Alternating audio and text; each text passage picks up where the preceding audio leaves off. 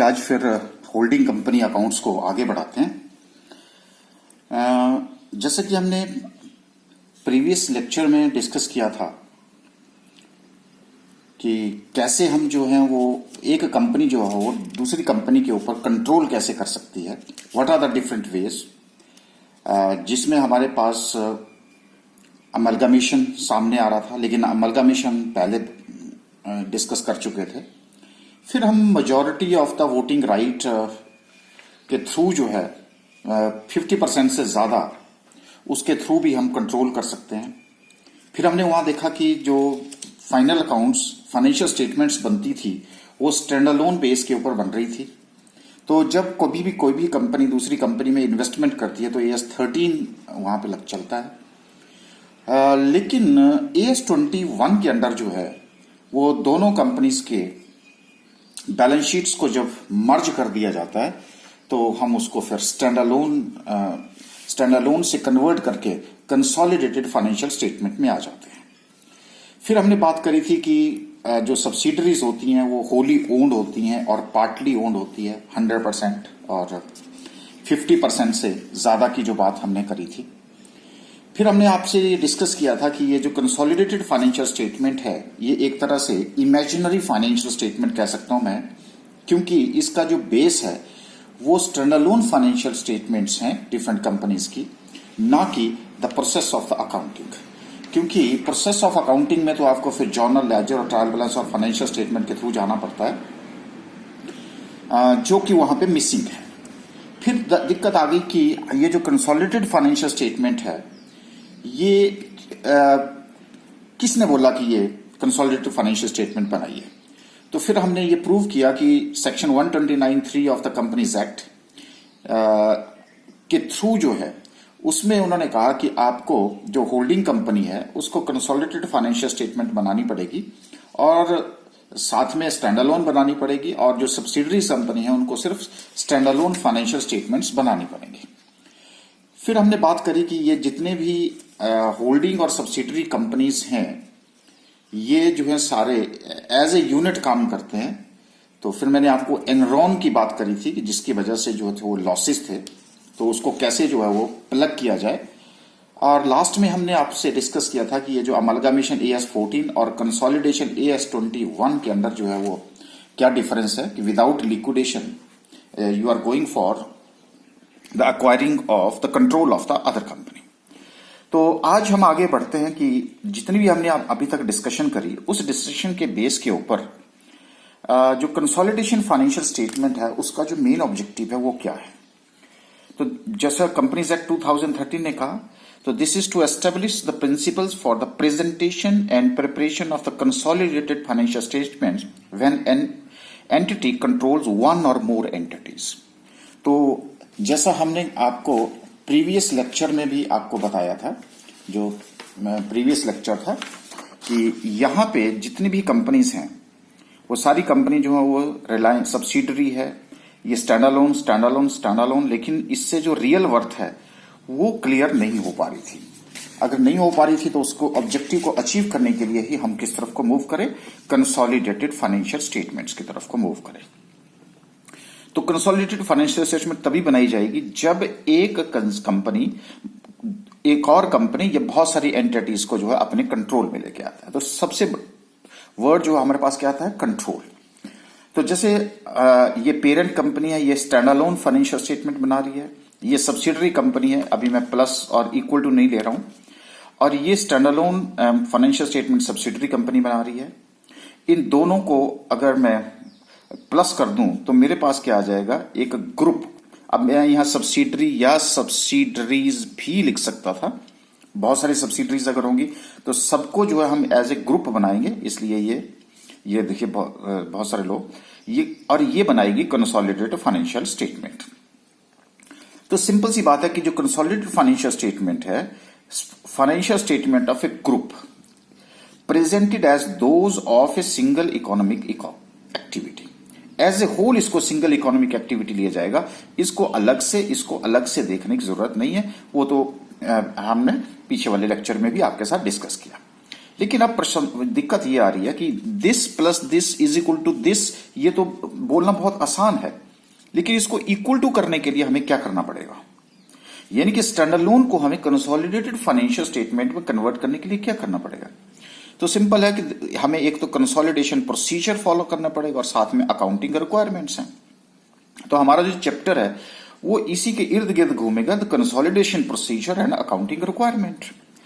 तो अब हम सबसे पहले बात करते हैं कंसोलिडेशन प्रोसीजर की तरफ को थोड़ा सा मूव करने की कोशिश करते हैं। तो जैसे अभी हमने आपसे डिस्कस किया, तो what is the objective, presentation and preparation of corporate financial statement. जब एक एंटिटी बहुत सारी एंटिटीज को कंट्रोल करती है और सारी को हम क्या करेंगे, एक सिंगल इकोनॉमिक एक्टिविटी उसको हम प्रज्यूम करेंगे, तो उस केस में हमें कंसोलिडेशन करके ही हमें ट्रू पोजीशन का पता चलेगा। ये हमारे पास कंसोलिडेशन प्रोसीजर में हम क्या करते हैं, मैं इसको प्रूव करूंगा, मैं जस्ट वैसे बता रहा हूं आपको कि अब क्यों करते हैं, क्या करते हैं, आगे बात करूंगा। We will combine like items of, जब स्टैंड एक कंपनी का दूसरी कंपनी का स्टैंड बैलेंस शीट आपके पास है, जैसे पेरेंट की इसके साथ स्टैंड फाइनेंशियल स्टेटमेंट है, तो इसमें भी आपके पास क्या होगा, बैलेंस शीट है, यहां भी आपके पास बैलेंस शीट पड़ी है। अब हम बैलेंस शीट में यहां भी एसेट्स होंगी, लाइबिलिटीज होंगी, यहां भी एसेट्स होंगी, लाइबिलिटीज होंगी, इक्विटी होगी, इनकम होगी, एक्सपेंसेस होंगे। तो हम क्या करेंगे, we will combine like items, जो एक दूसरे की एक जैसी आइटम्स हैं।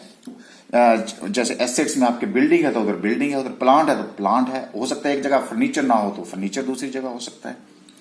तो इस तरह से expense of the parent company with those of its subsidiary company. Income and expenses P&L की बात है, statement of profit and loss की बात है, मैं फिलहाल अभी बैलेंस शीट की बात कर रहा हूं।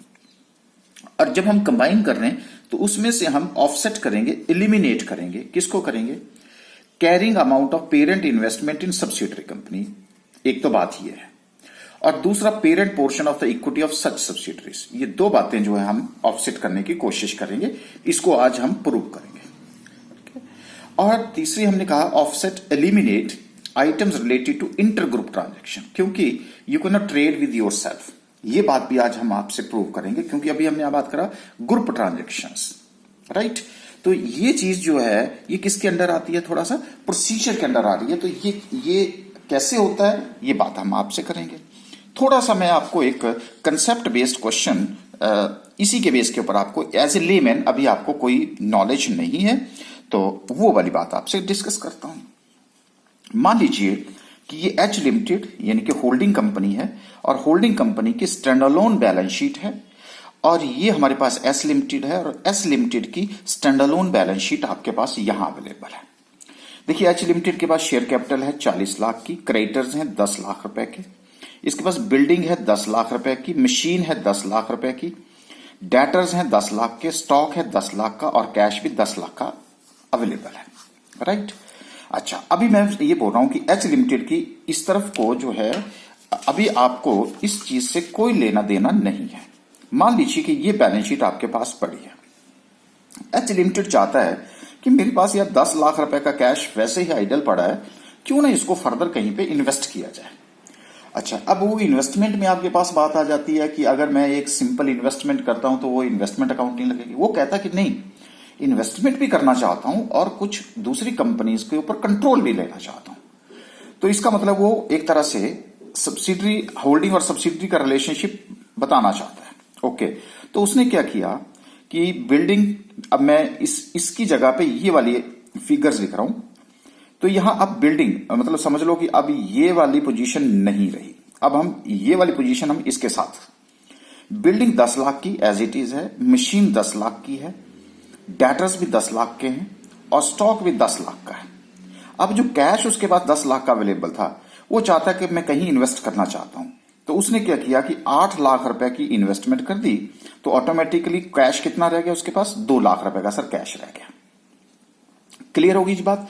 तो अब ये पोजीशन ना देकर के अब आप यहां पोजीशन देखेंगे, तो देखिए इस 50 लाख रुपए को हम इस 50 लाख के साथ कंपेयर कर रहे हैं, क्योंकि इसके माइंड में आ गई अब मैं क्या करना चाहता हूं, इन्वेस्टमेंट करना चाहता हूं। ओके, अब उसने इन्वेस्टमेंट कहां की, उसने क्या किया कि ये एक एस लिमिटेड थी, उस एस लिमिटेड में पैसा इन्वेस्ट कर दिया। ठीक है जी। इसका मतलब इन्वेस्ट करने का मतलब उसने उस कंपनी की क्या कर ली, शेयर्स परचेज कर लिए। जब शेयर्स परचेज करे तो ये जो 8 लाख रुपए उसका जो कैश था वो किस में कन्वर्ट हो गया, इन्वेस्टमेंट इन एस लिमिटेड, क्योंकि पहले 10 लाख का कैश था, अब 2 लाख का कैश हो गया, 8 लाख रुपए की उसने क्या कर दी, इन्वेस्टमेंट कर दी। किस में कर दी, एस लिमिटेड।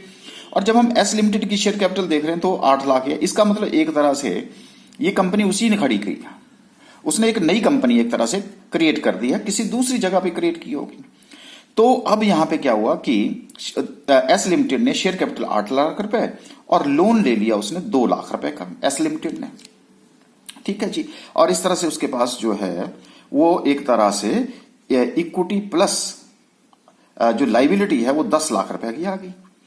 अब उससे उसने क्या किया, अब नेचुरली उसने क्या किया कि ये जो शेयर कैपिटल थी 10 लाख रुपए की, उसे 2 लाख रुपए की बिल्डिंग में लगा दिए, मशीन में 2 लाख रुपए, डेटर्स 2 लाख रुपए, स्टॉक 2 लाख रुपए और कैश इस टाइम उसके पास अवेलेबल है 2 लाख रुपए का अवेलेबल। तो इस तरह से 10 लाख 10 लाख। अब बताइए कि एच लिमिटेड और एस लिमिटेड में कौन सा रिलेशन हुआ, जो हमने पीछे वाले लेक्चर में पढ़ा था। सर इसने इन्वेस्टमेंट कर दी इस कंपनी में, तो 8 लाख शेयर्स जो हैं, जितनी भी सारी की सारी जो शेयर कैपिटल है उसमें पैसा किसने लगाया, एच लिमिटेड ने। इसका मतलब इसके ऊपर किसका कंट्रोल हो गया, एच लिमिटेड का।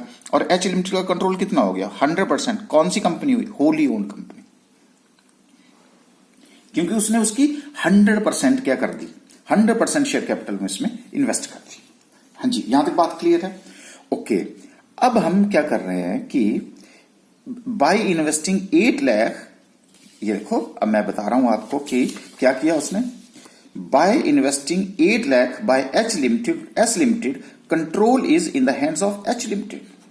ठीक है जी।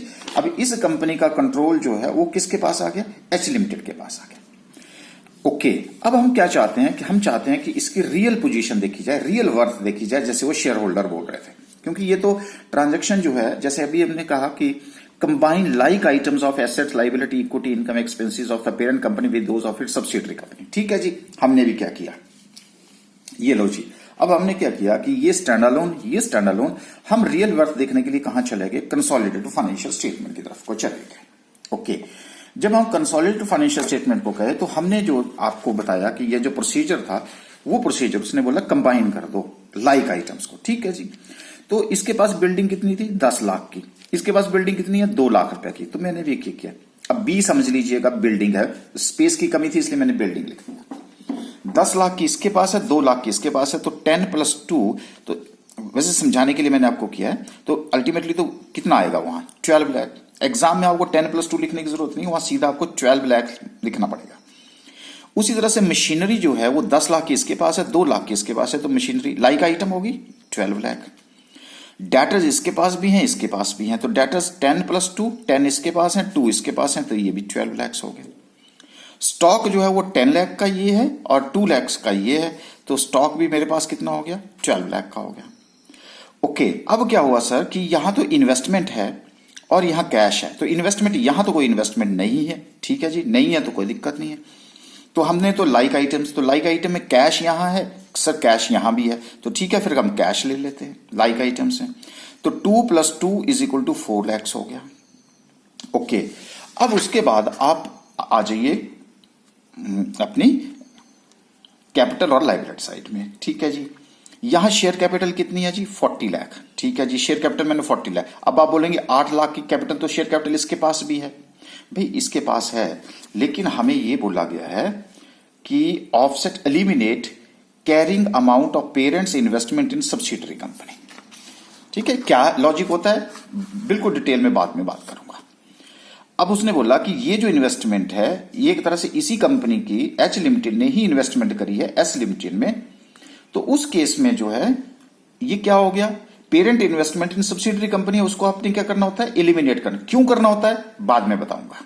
अभी जो जैसा जैसा हमने यहां पे पूछा है वैसे बताऊंगा, लॉजिक में आपको बाद में बताऊंगा। ठीक है, तो इसलिए मैंने क्या किया, शेयर कैपिटल 40 लाख की ले ली, लेकिन ये नहीं ली क्योंकि एरो देखिए। ओके, उसके बाद सर क्रेडिटर्स, हाँ क्रेडिटर्स यहां पे हैं लेकिन यहां पे नहीं है, नहीं है तो कोई बात नहीं, हम क्रेडिटर्स लिख दिए 10 लाख के। फिर कोई और आइटम जो सर यहां लोन नहीं है, लेकिन यहां लोन है, कोई बात नहीं, अगर लोन है तो हमने उसको भी लोन ले लिया 2 लाख रुपीस का। क्या कर दिया हमने सर, जो कंसोलिडेटेड प्रोसीजर में स्टार्टिंग में हमने कहा था वो हमने काम कर दिया। ओके, तो हमने क्या किया, जो लाइक आइटम्स थी और जो आइटम्स लाइक नहीं थी उनका भी हमने टोटल करके ले लिया। ओके, जब ले लिया हमने तो हमारे पास कितना आ गया, 52 लैक्स। तो 12 4 जा 48 प्लस 4 52, और इसका भी अगर मैं टोटल कर रहा हूं तो मेरे 52, मेरा asset is equal to asset plus liability is equal, asset is equal to liability plus capital आ गया। ओके, अब investment is in subsidiary company, investment in subsidiary company, ठीक है जी। ये इंटर कंपनी बैलेंसेस हैं, these are to be eliminated. हम क्या करते हैं, cancellation of investment share capital, क्योंकि अब आप देखें कि मैंने 8 लाख रुपए को रिकॉर्ड करने के लिए एक तरह से कितना रिकॉर्ड किया सर, 10 लाख। कैसे किया रिकॉर्ड 10 लाख, 8 लाख की वजह से। अब मैं 8 लाख की वजह से क्या, 2 प्लस 2 प्लस 2 प्लस 2 प्लस 2, देखो मैंने सबको 2 2 2 2 किए, ये 10 लाख मैंने यहां लिख दिया। और सर जो लोन था 2 लाख रुपए वो मैंने यहां लिख दिया। तो बताओ अब मैं, अगर मैं 8 लाख यहां लिखूं तो डबल नहीं हो जाएगा, पोजीशन गलत हो जाएगी नहीं। तो अगर मैं 10 लाख रुपए एसेट साइड में लिख रहा हूं, 2 लाख रुपए लाइबिलिटी साइड में लिख रहा हूं, तो ऑटोमेटिकली 8 लाख रुपए यहां आ गए कि नहीं आ गए। तो जरूरी है कि मैं इसको अब दोबारा से लिखूं, तो इसलिए 8 लाख की वजह से हमने 10 लाख हम उसके लिए जोड़ चुके हैं। इसलिए हम क्या करते हैं, cancellation of investment and share capital करते हैं।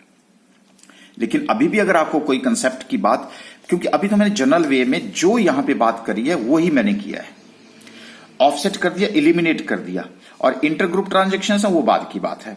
तो मैंने पेरेंट्स की इन्वेस्टमेंट इन सब्सिडरी कंपनी जो है उसको क्या कर दिया, एलिमिनेट कर दिया। इसकी डिटेल में अब मैं आगे बढ़ूंगा कि ये ऐसा हम क्यों करते हैं। हाँ जी, यहां तक बात अगर आपको क्लियर होगी हो तो ये जो मैंने आपको कंसोलिडेशन प्रोसीजर की बातें करी, इसको मैंने एक छोटा सा कंसेप्ट बेस्ड क्वेश्चन के थ्रू आपको बताने की कोशिश करी। मैं अभी आपको टेक्निकली ये नहीं बता रहा हूं, बस आपने सिर्फ इतना सा भी माइंड में रखिए कि ये जो ट्रांजैक्शंस आपस में हुई, इस ट्रांजैक्शन को आप एलिमिनेट कर देंगे। और क्यों करेंगे, इसका लॉजिक हम थोड़ा सा आगे बढ़ करके फिर दोबारा से हम आगे करते हैं। हाँ जी, यहां तक जी है बात क्लियर है। ओके, अब आगे बढ़ते हैं। तो अब अल्टीमेटली हम कहां, किस तरफ को मूव कर रहे हैं सर, कंट्रोल।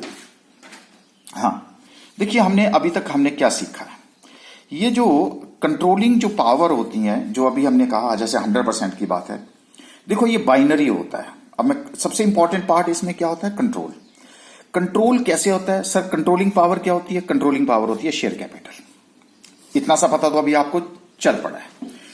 तो इसका मतलब है अगर कंट्रोल है, यस है, तो यस के केस में हम कंसोलिडेशन जो है वो 100% करेंगे, कंसोलिडेशन 100% करेंगे। अगर आपका एक कंपनी का दूसरी कंपनी के ऊपर कंट्रोल है, अगर यस है तो कंसोलिडेशन, और अगर नो है तो इसका मतलब देयर इज नो कंसोलिडेशन।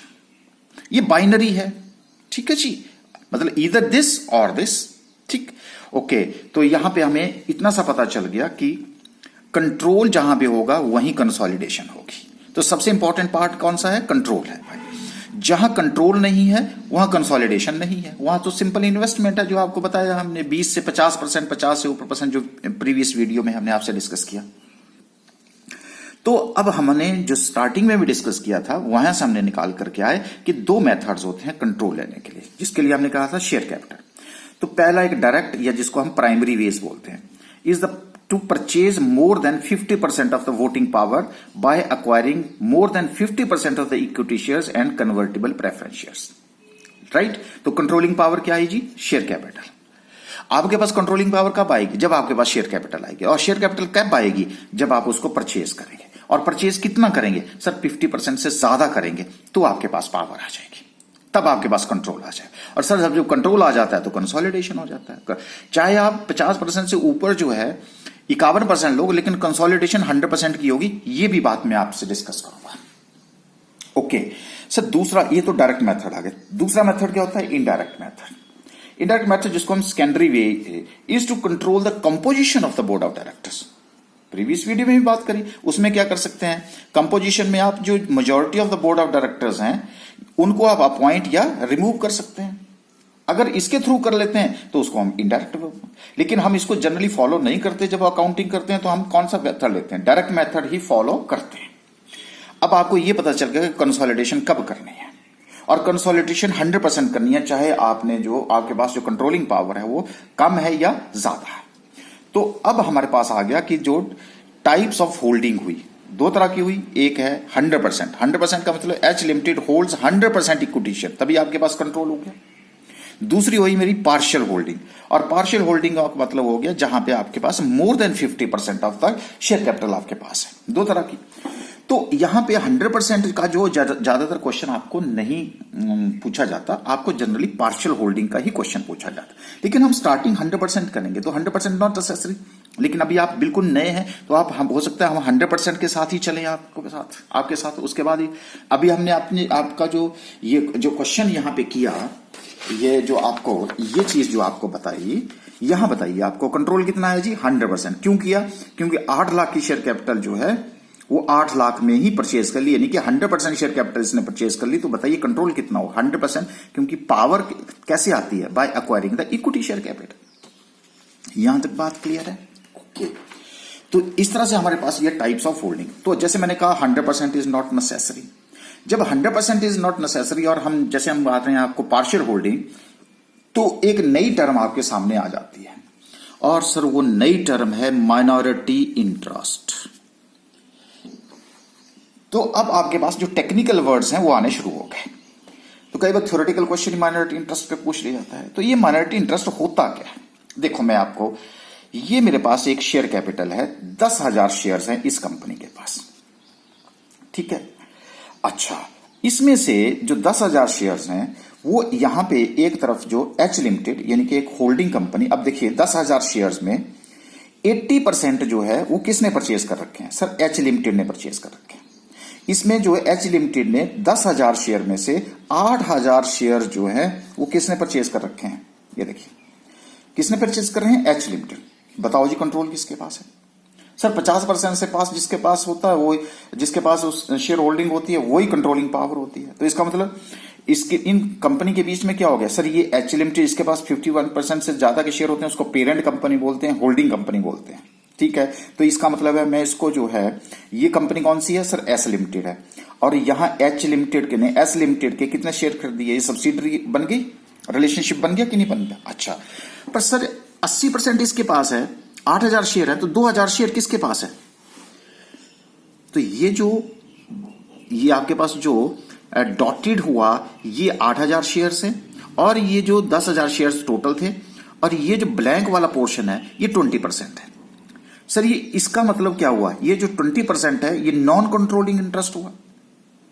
आपके पास 80% है तो 20% किसके पास है? तो भाई और भी होंगे, कोई और लोग होंगे, तो वो उन लोगों को हम क्या बोलते हैं? सर उनको बोलते हैं हम आउटसाइडर्स। 2% मेरी होल्डिंग है तो मैं भी आउटसाइडर, ठीक है। आपके पास होल्डिंग है तो आप भी आउटसाइडर हुए। उसी तरह से बहुत सारे लोग होंगे, ठीक है, एक नहीं होगा, बहुत सारे शेयर होल्डर्स हो सकते हैं। ये जरूरी होता है कि 20% किसी और के पास हो? एक के पास भी हो सकता है, 2 के पास भी, 3 के पास भी, 4 के पास भी, अनलिमिटेड लोगों के पास भी हो सकता है, राइट। तो इस तरह से क्या है कि जो शेयर आउटसाइडर के पास है, अभी तो हम 100% की बात कर रहे थे, तो 100% इज नॉट नेसेसरी। तो क्योंकि उससे पहले भी मैंने आपसे डिस्कस किया था कि अगर 100% ही पैसा लगाना है तो क्यों ना खरीद ही लो। लेकिन यहां तो आप क्या करते हैं? 50% लगा करके, यानी कि 51% लगा करके 100% कंट्रोल अपने हाथ में लेना चाहते हो। तो कंट्रोलिंग इंटरेस्ट इनमें, इसका कंट्रोलिंग इंटरेस्ट कितना हो गया? 80%। तो 20% कितना है? Non controlling. और ये कंट्रोलिंग किसके पास है? सर कंट्रोल है ही नहीं। तो ये माइनॉरिटी में लोग हैं, आप मेजॉरिटी में हैं, ये माइनॉरिटी में है। अगर ये माइनॉरिटी में है तो इसी को हम क्या बोलते हैं? सर माइनॉरिटी इंटरेस्ट बोलते हैं। तो इसका मतलब हुआ कि 80% कंट्रोलिंग इंटरेस्ट किसके पास हुआ? H limited, because H limited have acquired 80% of the total shares of S limited. Holding company ने, ये मान लो कंपनी है एच लिमिटेड, इसने जो है एस लिमिटेड के 10,000 शेयर में से 8,000 शेयर जो है वो अक्वायर कर लिए। अगर अक्वायर कर लिए तो इनके बीच में कौन सा रिलेशनशिप होगा? सर होल्डिंग एंड सब्सिडरी का होगा। सर 20% किसके पास चला गया? It mean outsider. So it mean outsiders have acquired 20% of the total share capital of the S limited, हाँ जी, बात क्लियर होगी जी। तो सिंपल सी बात क्या हो गई यहां पे कि सर अगर किसी के 10,000 शेयर्स में से अगर 80% शेयर किसी के पास है तो 20% किसी और के पास होंगे, उसको हम माइनॉरिटी इंटरेस्ट बोलेंगे, जिसमें उसका माइनॉरिटी इंटरेस्ट है, उसका कोई कंट्रोल नहीं है, बोर्ड ऑफ डायरेक्टर्स के ऊपर कंट्रोल नहीं है, कंपनी के ऊपर कोई कंट्रोल नहीं है, क्योंकि माइनॉरिटी में। मेजोरिटी में कब आ जाता है? जब 51%, 50% से ज्यादा के जो शेयर आते हैं उसको हम मेजोरिटी बोलेंगे, बाकी जो है वो माइनॉरिटी बोलेंगे। ओके, तो इसका मतलब क्या हुआ? माइनॉरिटी इंटरेस्ट की डेफिनेशन क्या आ गई? Minority interest is that part of net assets which is not owned by the parent company. अब मैंने वर्ड क्या किया? नेट एसेट्स का, नई चीज आपके पास सामने आ गई। और नेट एसेट को मैं इक्विटी यहां से भी बोल सकता हूं, इक्विटी अप्रोच, लेकिन मैं जानबूझ करके आपको नेट एसेट्स बोला है, ठीक है। इसका मतलब but still 100% full consolidation has to be done because we have control. लेकिन हम अभी आपसे बात करी मैंने 100%, ये देखिए कंसोलिडेशन कितने की होगी? 100%। ये चीज प्रूव करूंगा। ओके, अब इसका मतलब हो गया माइनॉरिटी इंटरेस्ट यहां पे कितना हुआ? Is equal to 20% of the share capital of the subsidiary plus 20% of the reserve and profits of the subsidiary. 20%, ये इसका क्या हुआ? माइनॉरिटी का, आउटसाइडर का जो इंटरेस्ट है वो, उसको हम क्या बोलते हैं जी? Minority interest. तो minority interest is that part of the net asset which is not owned by the parent company, which is not owned by the holding company, जो होल्डिंग कंपनी के पास नहीं है। तो यहां माइनॉरिटी इंटरेस्ट कितना हुआ जी? 20%। ये वाला जो ब्लैंक पोर्शन है वो 20%, और ये जो मेजर पोर्शन है वो किसके पास है? एच लिमिटेड के पास। और ये कौन सी कंपनी है? ये एस लिमिटेड है, तो एस लिमिटेड का कंट्रोल किसके हाथ में आ गया? एच लिमिटेड के हाथ में आ गया। ओके, मैं अब आपसे ये बात कर रहा हूं कि ये बोल रहा है कि still 100% full consolidation has to be done. Sir क्यों करूंगा? जब मैंने 80% शेयर मेरे पास है तो मैं 80% का कंसोलिडेशन करूंगा, 20% का कंसोलिडेशन क्यों करूंगा आप? ठीक है जी, लेकिन भारत में ऐसा नहीं है। मान लो एक कंपनी, अब मैंने 80% लिया था, यहां एक मान लो एक कंपनी है ए लिमिटेड है, उसका बी लिमिटेड के ऊपर 60% कंट्रोल है। तो सर 60% कंट्रोल है, इसका मतलब 40% जो है वो माइनॉरिटी इंटरेस्ट हुआ। बिल्कुल सही बात है, ठीक होगी बात। तो उसको हम माइनॉरिटी इंटरेस्ट बोलेंगे। तो इसी तरह से आप मान लीजिए अगर ये हम कहते हैं कि ए लिमिटेड या ए लिमिटेड जो है वो बी लिमिटेड के 10,000 शेयर में से 6,000 शेयर जो है परचेज करती है, तो कहता है कैलकुलेट माइनॉरिटी इंटरेस्ट। सिंपल सी बात है, 6,000 डिवाइडेड बाई 10,000, ठीक है। तो ये मेरे पास क्या आ गया? 60% आ गया मेजर पोर्शन। तो आपके पास 100 माइनस 60%, इसका मतलब हो गया सर 40% जो है उसका माइनॉरिटी इंटरेस्ट हो गया। अच्छा, अब हम ऐसा कैसे करते हैं? कंट्रोल मेरा 60% है, कंसोलिडेशन में 100% करूंगा। ये हाउ इट इज पॉसिबल? देखिए इंडिया में हम क्या करते हैं, कंट्रोल कितना है? 60%। ए के पास फिक्स एसेट्स क्या बोला जी मैंने?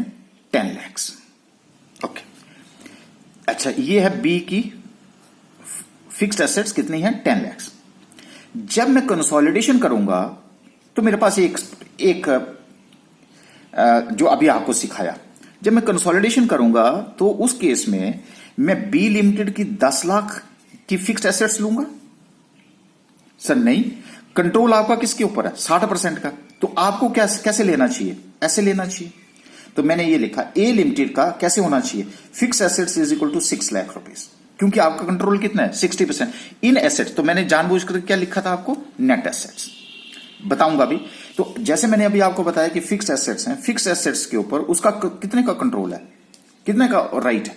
सर 6 लाख का। तो ठीक है, फिर मैं ए लिमिटेड में फिक्स एसेट्स कितनी लूंगा जब मैं कंसोलिडेशन करूंगा? 6 लाख की ले लूंगा ना, अपनी लूंगा प्लस इसकी कितनी लूंगा? 6 लाख रुपए। सर हम इंडिया में ऐसा नहीं करते हैं। फिर आप कैसे करते हैं? सर हम क्या करते हैं कि फिक्स्ड एसेट्स को 10 लाख की तो ऐसे ले लेते हैं, और 4 लाख रुपया जो है उसमें हम क्या शो कर देते हैं? सर लाइबिलिटी, क्योंकि ये किसका इंटरेस्ट है? आउटसाइडर का इंटरेस्ट है। इन एसेट्स के ऊपर आपका तो इंटरेस्ट कितना हुआ? 6 लाख का, और बाकी लोगों का इंटरेस्ट कितना हुआ? 4 लाख का। बाकी जो मीन्स आउटसाइडर, जिसको हम माइनॉरिटी इंटरेस्ट बोलते हैं। अब समझ आ गया जी माइनॉरिटी इंटरेस्ट? तो उनकी लाइबिलिटी। अब बताओ 10 लाख से मैंने यहां पे डेबिट और 4 लाख से क्रेडिट कर दिया, तो अल्टीमेटली 6 लाख से फिक्स एसेट्स मेरी कितनी होगी? 6 लाख से। यहीं पहुंच गए ना हम। तो इसलिए हम क्या करते हैं कि हम सीधा जो 60% का कंट्रोल है वो सीधा 6 लाख नहीं ले लेते। इंडिया में हम ऐसे करते हैं, और जब हम कंसोलिडेशन करेंगे तो हम ऐसे ही करेंगे, रिजल्ट दोनों का क्या होगा, सेम ही होगा। तो इसलिए हम फाइनेंशियल एसेट 10 लाख की 10 लाख ले जाएंगे, और जो आउटसाइडर का क्लेम होगा इनके ऊपर उसको हम एक तरह से क्या शो करेंगे, लाइबिलिटी शो करेंगे 4 लाख रुपए की। तो अल्टीमेटली आपका रिजल्ट ये आ गया। तो हम इंडिया में ऐसा नहीं करते हैं, हम इंडिया में ऐसा करते हैं। इसलिए मैंने आपको क्या लिखा कि अगर आप कंसोलिडेशन, अगर यहां पे आपका कंट्रोल जो है वो 80% भी है, लेकिन कंसोलिडेशन आप कितने की करेंगे, 100%, और 20% जो माइनॉरिटी इंटरेस्ट है उसको हमें लाइबिलिटी शो करेंगे, क्योंकि आपका जो क्लेम है एसेट्स के ऊपर 80% और बाहर वालों का कितना क्लेम है सर, 20% क्लेम है। यहां तक ये लॉजिक क्लियर हो गया जी आपका? ओके। अगर यहां तक आपका लॉजिक क्लियर है तो आपको जो एक नई टर्म आपके सामने आई, मैंने कहा नेट एसेट, जो कि आपको बाद में तंग करेगी। तो आइए अब हम मूव करते हैं नेट एसेट्स की तरफ को। देखिए नेट एसेट्स क्या होती हैं। नेट एसेट का मतलब है it is the value of companies assets after deducting it's liabilities, after deducting it's liabilities. Okay. तो अभी हमने भी यहां पे क्या किया, अब 10 लाख है, 10 लाख में से अगर मैं 4 लाख की लाइबिलिटीज करूं तो 6 लाख रुपए आ गए आपके पास। तो 6 लाख रुपया। तो अभी आपने डेफिनेशन भी क्या बोली थी कि जी minority interest that part of net asset which is not owned by the parent company. Okay. तो सर नेट एसेट्स की जो वैल्यू है उसको बोला कि value of the company's asset after deducting its liability. Net assets का मतलब यहां पे आप नेट वर्थ जो आपने हमने पढ़ा है वो भी बोल सकते हैं। हो सकता है बुक्स में कई जगह पे नेट वर्थ लिखा हो। ठीक। अच्छा देखिए ये हमारी बैलेंस शीट होती है। अब बैलेंस शीट में हमारे पास क्या होता है सर, इधर एसेट्स होती हैं, इधर इक्विटी होती है, इधर लाइबिलिटी होती है, 3 कंपोनेंट होते हैं। ये तो हमने पहले भी पढ़ा हुआ है फाइनेंशियल स्टेटमेंट्स में, बिल्कुल। तो मैंने देखो ये रेड में लिखा है, ये रेड में लिखा है, ये ब्लू में लिखा है। अब ये ऐसा क्यों किया है, देखिए आप इसकी कंप्यूटेशन बताता हूं। क्योंकि मैं एसेट्स में से अगर लाइबिलिटीज माइनस कर दूं तो मेरे पास नेट एसेट्स आ जाती हैं, उसको हम वर्थ बोलते हैं। देखो देखो एसेट्स मेरे पास कितनी है, 2000 की हैं। लाइबिलिटीज मेरी सर कितनी है, 1400 रुपए की हैं। तो नेट एसेट्स कितनी आ गई, 600 रुपीज, राइट। और आपके साथ में इक्विटी कितनी है, 600 रुपीज। तो ये भी इक्विटी किसके बराबर है, 600। और तो ये इक्विटी किसके बराबर हुई सर, नेट एसेट्स के बराबर हुई। तो आप या तो एसेट्स माइनस लाइबिलिटीज लिख लो, रेड रेड कर लो, या ब्लू कर लो, आपकी इच्छा है। दोनों क्या है, एक ही बात है कि नहीं है बात, क्योंकि यहां भी टोटल कितना है, 2000 है, यहां भी कितना टोटल है, 2000 है। और अगर हम 2000 में से 14 एसेट में से लाइबिलिटी माइनस करें तो औकात पता चल जाएगी ना, नेट एसेट्स पता चल जाएगी, नेट वर्थ पता चल जाएगी ना। तो इक्विटी भी आपके पास कितनी है, आपने अपनी जेब से कितना पैसा, 600 है। बाकी लाइबिलिटीज क्या है, लोन वगैरह शोन ले रखे हैं, उसी से आपने क्या खरीदा है, एसेट्स खरीदी है। तो यहां से क्या पता चल रहा है, 600 रुपए आपने जेब से लगाया है, 1400 रुपए आपने जो है वो बाहर से ले रखा है, और 2000 रुपए आपने जो रेज किए थे उसको, उससे आपने क्या खरीदी है, एसेट्स खरीद ली हैं 2000 रुपए की। तो अब आपसे बोलता है कि आप अपनी असलियत बताओ। तो हमने कहा जी 2000 रुपए की एसेट्स मेरे पास जो है उसमें से 1400 रुपए लोगों का देना है मुझे, इसलिए आज मेरी जो वैल्यू है, नेट वर्थ है कंपनी की, वो तो 600 रुपए है, और 600 रुपए ही आपने अपनी इक्विटी से लगाया है। तो अब बताओ, तो equity is equal to net assets होता है कंप्यूटेशन। इंडिया कौन सी फॉलो करता है, India generally follows equity method of the accounting. तो कई बार हम कौन सा लेते हैं, सिर्फ सीधा इक्विटी ले लेते हैं। तो समझ लीजिए जब मैं इक्विटी ले रहा हूं तो समझ लो कि अब मैं एसेट माइनस लाइबिलिटीज या नेट एसेट्स की बात कर रहा हूं। और अभी हमने जो आपको ये बताया, तो अब मुझे लगता है कि minority interest is that part of the net asset which is not owned by the parent company, जिसके ऊपर पेरेंट्स कंपनी का कोई क्लेम नहीं है, उसी को तो हम क्या बोलते हैं, माइनॉरिटी इंटरेस्ट बोलते हैं। तो इसका मतलब है नेट एसेट्स किसके बराबर होती है sir, intrinsic value of the company. ठीक है जी, इंट्रिंसिक का मतलब औकात हो गया, यानी कि net worth of the company. अब अगर आप बैलेंस शीट देखें तब तो आप बोलेंगे हाँ 2000 रुपए, 2000 रुपए, लेकिन एक्चुअल में अगर जब हमने देखा तो सिर्फ उनका क्लेम कितने के ऊपर है, 600। क्योंकि पहला क्लेम किसका होता है, लाइबिलिटीज का, और दूसरा क्लेम किसका होता है, यहाँ पे शेयर होल्डर्स का क्लेम है। तो शेयर होल्डर का क्लेम जो है उनके ऊपर जो नेट एसेट्स है, लाइबिलिटी नहीं, नेट एसेट्स के ऊपर जो क्लेम है, ठीक है, वो उसका मेजर पोर्शन हो गया, और जो आउटसाइडर का है उसको हमने माइनॉरिटी इंटरेस्ट बोल दिया। ठीक है जी, आप माइनॉरिटी इंटरेस्ट, ओके। तो यहां पे अब इसका मतलब है कि ओनर टू गेट, अगर मुझे ये पढ़ना हो कि 600 रुपए का बताओ जी ये क्या है, तो इसका मतलब है owner to get share capital plus profit plus reserve and surplus. क्योंकि यहां तो मैंने आपके पास सिर्फ क्या बात बताई है, इक्विटी कैपिटल बताई ना, सिर्फ 600 रुपए। लेकिन देखो इक्विटी में, इक्विटी के साथ साथ आपके पास क्या हो सकता है सर, वो प्रॉफिट भी तो अर्न करेगा नेक्स्ट ईयर, वो भी किसका है, वो भी तो मालिक का ही है। तो ये शेयर कैपिटल भी मालिक की है, प्रॉफिट भी मालिक के होते हैं, और उस प्रॉफिट में से कुछ पैसा उसने इमरजेंसी के लिए रखा होता है तो उसको हम रिजर्व एंड सरप्लस बोल देते हैं।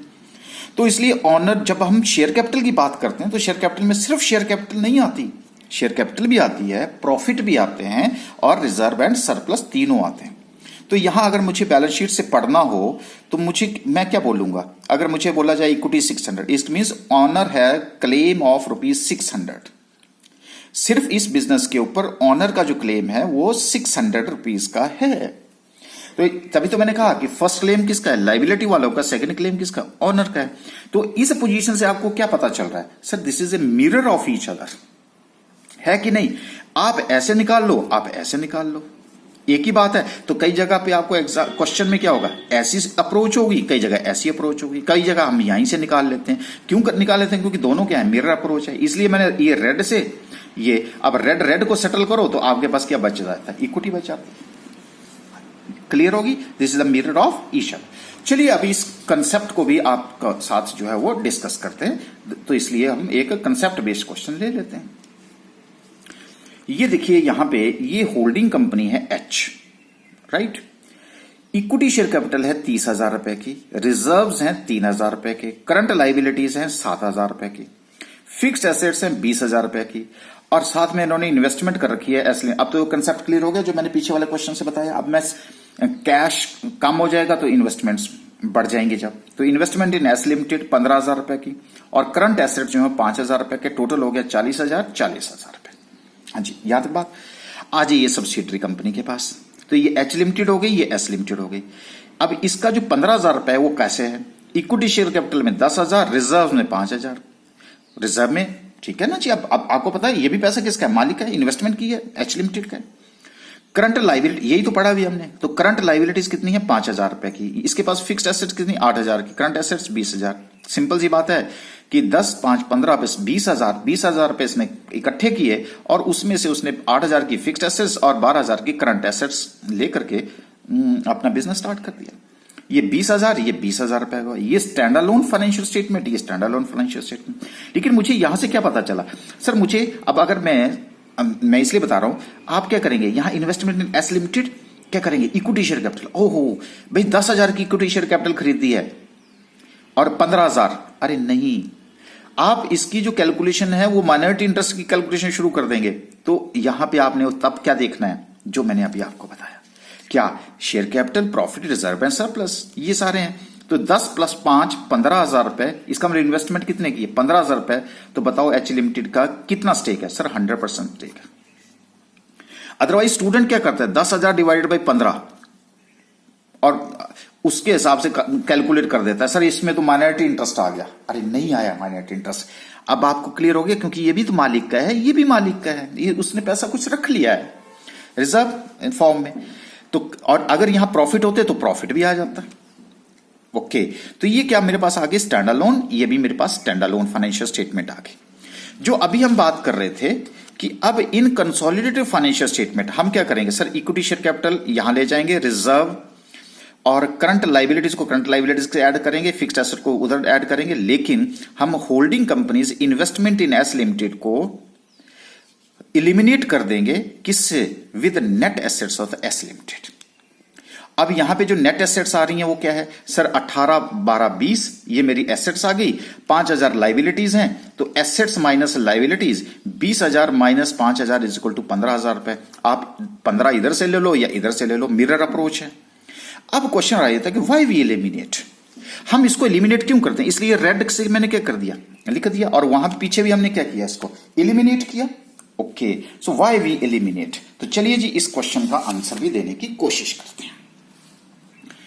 तो अब क्वेश्चन है कि why eliminate parent companies investment in subsidiary with net assets of the subsidiary. Parent companies investment subsidiary with the net assets of the subsidiary. अभी आपको नेट एसेट पता है। देखो इसके पीछे का लॉजिक क्या है, जैसे मान लीजिए हमने पहले डिस्कस किया था कि रिलायंस इंडस्ट्री, ठीक है जी, रिलायंस इंडस्ट्रीज के केस में जो हमने बात करी थी आपके साथ कि ये एक सॉर्ट ऑफ एक क्या है, एक ग्रुप है, ठीक है जी। क्या है जी, एक तरह से रिलायंस का जो है वो एक ग्रुप बना हुआ है जिसमें कुछ कंपनीज आपके पास क्या होती हैं सर, कुछ कंपनीज जो हैं वो सब्सिडरीज हैं। ये देखिए रिलायंस इंडस्ट्रीज, ये जियो प्लेटफॉर्म है, रिलायंस रिटेल है, रिलायंस पेट्रोलियम है, आलोक इंडस्ट्रीज है, मुंबई इंडियन है, पूरा। अच्छा, अब सर इसमें से कुछ कंपनीज क्या हो सकती हैं सर, सब्सिडरीज हो सकती हैं, कुछ कंपनीज क्या हो सकती हैं, एसोसिएट हो सकती हैं। अब आपको आता है 20 से 50 एसोसिएट हैं, लेकिन ये है क्या, सारा का सारा मैंने पहले बताया था आपको, ये है एक तरह से ग्रुप है। जब ग्रुप है तो ग्रुप को हम क्या मानते हैं सर, सिंगल इकोनॉमिक एक्टिविटी मानेंगे, इसको अलग अलग नहीं मानेंगे, सबको एज ए होल मानेंगे, ये तो पता है। So thus we cannot do trading with yourself. अब अगर मैं इसके साथ कुछ ट्रांजेक्शन कर रहा हूं तो इसका मतलब जरूरी थोड़ी कि मैं आप ट्रेड कर रहा हूं। अब मैं घर को चीनी लेके जा रहा हूं तो जरूरी नहीं है कि मैं अपने आप से ट्रेड कर रहा हूं, क्योंकि अब मैं इसको एज ए इकोनॉमिक एक्टिविटी लूंगा ना। सो दस you can not do trading with your self. So in consolidated financial statement, effect of all common transaction should be eliminated by each other. तो जो कॉमन ट्रांजेक्शन है दोनों के बीच में उसको एलिमिनेट कर लेते हैं, ठीक है। क्यों करना चाहते हैं हम ऐसा सर, हम रियलिटी जानना चाहते हैं, क्योंकि आफ्टर कंसोलिडेशन रियल वर्थ देखना चाहते हैं, एक्चुअल पोजीशन देख जाते हैं। कॉमन ट्रांजेक्शन करके तो एनरॉन ने भी किया था। So this is to be also called as elimination of intra group transaction. तो इंट्रा ग्रुप मींस ग्रुप के अंदर अगर आपस में कोई ट्रांजैक्शन की जाती है तो उसको अगर हम एलिमिनेट कर दें तो हमारे पास रियल पोजीशन आ जाएगी, अदरवाइज हमें रियल वर्थ इंट्रिंसिक वैल्यू का पता नहीं चलेगा। ओके, अभी देखिए हम जो पीछे जो अभी ये जो हम क्वेश्चन कर रहे थे उस क्वेश्चन में अब हम क्या करेंगे, अब उस क्वेश्चन में हम एक कंसोलिडेशन बनाने की कोशिश करते हैं। ओके, तो अगर हम उसकी कंसोलिडेशन बनाएंगे, ये देखिए इसी को हम कंटिन्यू कर देते हैं, ठीक है, ये एच लिमिटेड और एस लिमिटेड। तो कैसे होगी,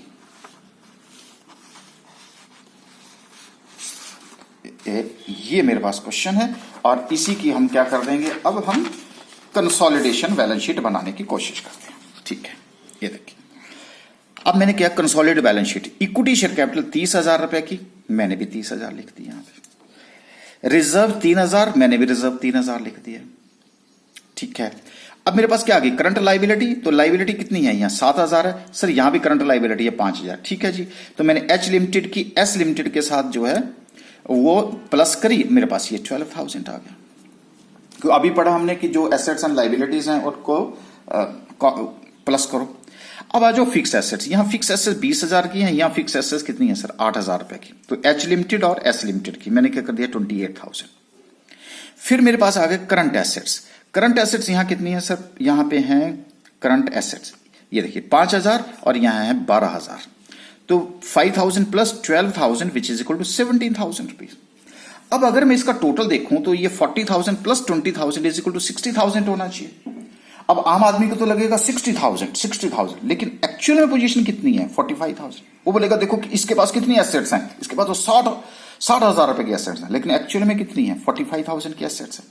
सर ये ऐसा क्यों है, देखिए अभी हमने क्या किया, इन्वेस्टमेंट्स इन एस लिमिटेड, जितने भी इन्वेस्टमेंट्स, ये देखिए investment in S limited that is net assets of subsidiary, net assets of subsidiary, इसके साथ कैंसिल किया तो नेट एसेट्स ऑफ सब्सिडरी कैसे आई सर 20,000 रुपए, 20,000 12 plus 8 20,000 minus 5,000 current liability, asset minus liability is equal to 15,000 rupees. और investment भी आपके पास कितनी है सर 15,000 की इन्वेस्टमेंट है, तो हमने इस इन्वेस्टमेंट को किसके साथ कैंसिल कर दिया, इसके साथ कैंसिल कर दिया, इसके साथ कैंसिल कर दिया।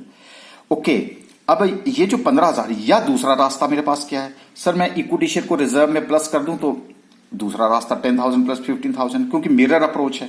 चलिए अब मैं आपको इसकी लॉजिक बताता हूं। Investment in S limited replaced by assets and liabilities of subsidiary company, जो मैं अभी आपको बोल रहा था ना कि 8,000 की वजह से मुझे 10,000 लिखना पड़ा। देखो ये है मेरी बैलेंस शीट, ठीक है। अब इस बैलेंस शीट में ये है मेरी बैलेंस शीट, ये देखिए।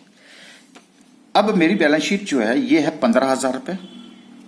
तो यहां पे मैंने इसको क्या लिख दिया, 10 प्लस 15,000 लिख दिया। 5,000 की मेरे पास कितनी है, लाइबिलिटीज हैं। 8,000 की फिक्स एसेट्स हैं और 12,000 रुपए। ओके, तो मेरे पास दो रास्ते हैं। क्या क्या रास्ते हैं, मैं इसको क्रिएट करके बताता हूं। सर मैं अगर बैलेंस शीट में सिर्फ सीधा लिख देता हूं 15,000 रुपए, ठीक है, तो कौन सी अप्रोच आ गई, इक्विटी अप्रोच। मैं इसको ऐसे नहीं लिखना चाहता, मैं इसको बैलेंस शीट में 15,000 रुपए ऐसे नहीं लिखना चाहता। तो फिर कैसे लिखना चाहता हूं, इसको रिप्लेस कर देते हैं। सर इसको लिखना चाहता हूं मैं 8,000 प्लस 12,000, क्योंकि 8,000 मेरे फिक्स एसेट्स के हैं और ये करंट एसेट्स के हैं, और मैं लाइबिलिटी लिखना चाहता हूं 5,000 रुपए की। बस सर मैं ऐसे लिखना चाहता हूं। अब बताओ सर, वहीं तो पहुंच गया। आप ऐसे लिखो तो भी क्या हुआ, डेबिट साइड 15,000 रुपए की आ गई। 15,000 रुपए यहां पे, यानी कि ये आ गया बैलेंस शीट में जो है ये इक्विटी। और अगर सर मैं ऐसे लिखूं तो 12 प्लस 8 20 में से -5 गए तो भी 15,000 रुपए। तो ये फिल इन द ब्लैंक्स। तो देखिए ये वाली अप्रोच मैंने क्या किया, अगर मैं ऐसे लिखता हूं 15,000 रुपए, ये जो 15,000 रुपए लिखे, तो रेड जो है वो समझ लीजिए कि वो पर्दे के पीछे है, ठीक है, हिडन है। लेकिन मैंने रेड से इसलिए किया क्योंकि आपने 15,000 रुपए लिखा, तो 15,000 आया कैसे, सर आया 12 प्लस 8 20 माइनस। तो अगर अब यहां पे आप क्या करो, जो रेड वाला है वो पर्दे के पीछे हो गया। जब पर्दे के पीछे हो गया तो मैंने ऐसे लिख दिया 12 प्लस 8 20,000 माइनस 5,000। तो तब भी क्या आ गया, 15,000 रुपए पर्दे के पीछे, रेड वाले पर्दे के पीछे। तो आपकी मर्जी है, आप ऐसे लिखो या ऐसे लिखो। अगर मैं ऐसे लिखता हूं तो एक तरह से 15,000 रुपए शो करने के लिए मुझे क्या करना पड़ रहा है, एसेट भी लिखनी पड़ रही है, लाइबिलिटी। इसलिए हम क्या करते हैं, investment in S limited is to be replaced by assets and liability of the subsidiary company. इसीलिए तो मैंने क्या किया, अब यहां पे 12 8 20 में से 5, और ये एक तरह से इक्विटी कितनी आ गई, 15,000 रुपए। ओके, अब मैंने क्या किया, यहां पे 40,000, और जब मैं इसको इसके साथ मर्ज करना चाहता हूं तो 40 और 20 कितना हो रहा है, सर 60,000। लेकिन 60,000 में से अगर मैं 15,000 रुपए जो है वो कॉमन है, कॉमन इसलिए है क्योंकि this is to be replaced by the assets and liability. देखो अब मैं 12 8 20 माइनस 5 ऐसे थोड़ी लिख दूंगा तो 60,000 चला जाएगा। इसकी जगह मैं क्या लिखूंगा, 15,000 रुपए, कैंसिल हो गया। इसलिए मैंने 15,000 रुपए कम लिखा कि नहीं लिखा, क्योंकि अब आपने क्या किया, देखो अब देखो यहां पे ये 8,000 जो मैंने आपको पहले बताया, मैंने क्या किया, कहां चला गया, सॉरी ये आ गया, ये आ जाइए आप यहां पे। अब मेरी पोजीशन देखिए, अब मैंने क्या किया, जो यहां पे ये 15,000 रुपए थे, ये 15,000 नहीं लिखे, ये 15,000 रुपए नहीं लिखे। मैंने कौन सी अप्रोच लगाई, सर मैंने ये वाली अप्रोच लगाई, 8 12 और 5। देखो जरा ऐसा ही है, देख लो 8 12 और 5। और अगर मैं 15 दोबारा यहां लिख देता तो बोलो डबल इफेक्ट होता। तो ये 15,000 रुपए दोबारा से क्या आ जाते हैं, यहां 15,000, यहां 15,000, 60,000। तो लोगों को दिखाने के लिए तो ठीक है, लेकिन जो एक्चुअल पोजीशन है वो तो नहीं है। अगर फैक्चुअल पोजीशन नहीं है तो उस केस में जब हम कंसोलिडेशन करते हैं तो कंसोलिडेशन के टाइम में investment in S limited is to be cancelled with the net assets of the subsidiary. क्यों करते हैं, लॉजिक पता चला, because this is replaced by the assets and liability of subsidiary company. तो इसीलिए जो मैं आपको स्टार्टिंग में आपके साथ जो डिस्कस कर रहा था कि जी 8 लाख रुपए, ये देखिए 8 लाख की वजह से मुझे 10 लाख, मैं 10 लाख जोड़ चुका हूं। तो मैंने क्या किया, इधर 10 लाख और 2 लाख रुपए का मैंने लोन इधर लिख दिया। तो 10 - 2, अब दोबारा मैं 8 लिखूंगा तो डबल हो जाएगा। तो इसलिए 50 + 10 60 होता है, लेकिन मैंने कितना लिया 52 लाख, क्योंकि 8 लाख जो थी वो कौन सी ट्रांजेक्शन है, सर कॉमन ट्रांजेक्शन थी। इसलिए हम क्या करते हैं, इसको एलिमिनेट करते हैं। तो अब मुझे लगता है कि ये बात क्लियर होगी। तो हमने क्या किया, combine like items of the assets liability equity income, eliminate क्या, items related to carrying amount of the parent investment in subsidiary company, parent portion of the equity of each subsidiary, क्योंकि या तो ऐसे कर लो या ऐसे कर लो। इसलिए हम क्या करते हैं, इसको जब कंसोलिडेशन करते हैं तो इसको यहां पे शो नहीं करते। तो मुझे लगता है कि लॉजिक जो है अब आपका क्लियर हो गया होगा कि जो पहले क्वेश्चन का आंसर था कि why eliminate parent companies investment in subsidiary with the net assets of the subsidiary company. ठीक है जी। तो इसी के बेस के ऊपर हमारा एक इंपॉर्टेंट नोट बन जाएगा, जिसको कि हम नेक्स्ट लेक्चर में आपको जो है वो एक नोट बना करके दे देंगे कि क्योंकि अभी हमने आपको क्योंकि हमें रियलिटी देखनी थी, इसलिए हमने इसको क्या कर दिया, एलिमिनेट कर दिया। तो इसलिए effect of all common transaction should be eliminated by each other. This is only the logic for that why eliminate parents investment in subsidiary with the net assets of the subsidiary company। और ये हमेशा आपको जो पहला step होता है ना, जब आप न्यूमेरिकल करेंगे तो पहला स्टेप आपको यही करना पड़ेगा। लेकिन उस टाइम स्टूडेंट क्या करता है, रट्टा मार करके कर देता है कि ये बताया हुआ, लेकिन उसके पीछे का लॉजिक क्या है वो उसको पता नहीं होता। तो आई होप कि आज आपको इससे जो लॉजिक है वो भी समझ आ गया।